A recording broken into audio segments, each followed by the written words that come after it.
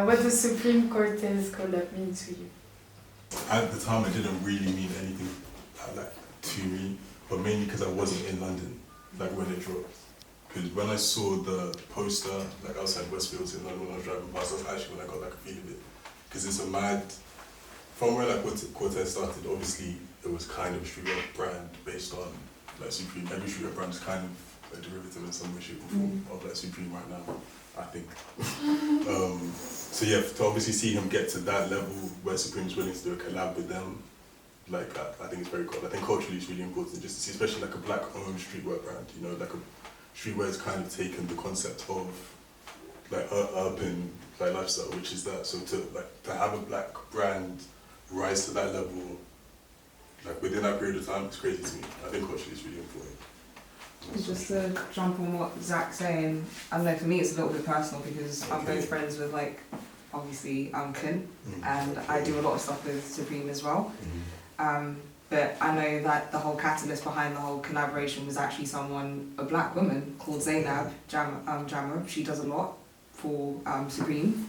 But not just Supreme as well, she actually is, I think for London, I'd say she actually does have her ear or her finger on the ground when it comes to culture and stuff like that. So she's seen what Clint has been doing, and as you said, he's built his whole brand up from the bottom up. The fact that he's not even close to, I think he's under 25 at the moment. So to see someone that young and just be authentically themselves, but also put in that graft and show what their culture means to them.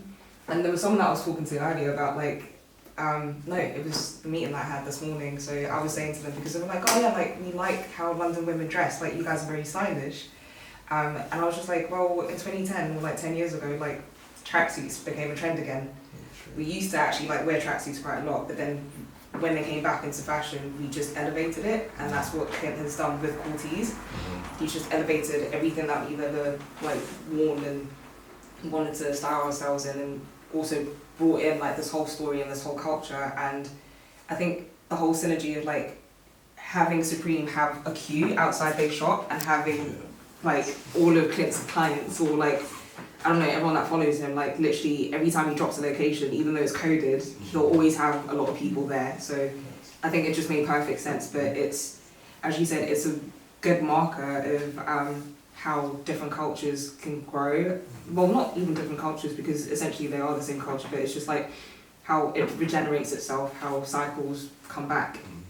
And I want to see more of it, especially with other designers and other...